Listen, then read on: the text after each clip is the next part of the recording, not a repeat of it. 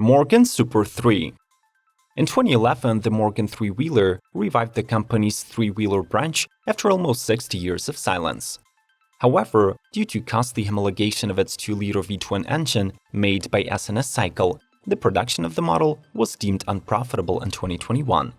Instead, the company introduced a brand new 3 that pays special tribute to its roots and relies on a Ford 1.5-liter 3-cylinder engine good for 118 horsepower.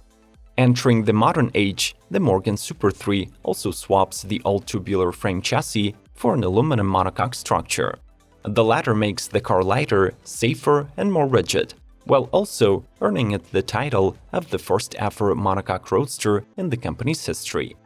The turbocharged mill is now mounted inboard, and this significantly alters the front end that we have been used to see.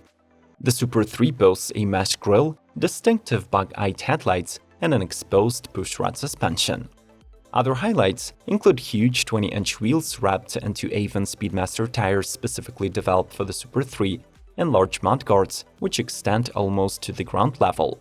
Finally, the Roadster introduces Morgan's patented clip system, which allows to carry soft bags or hard cases on the sides of the car. Lastly, the seats, digital instruments, switchgear, and other elements are 100% waterproof.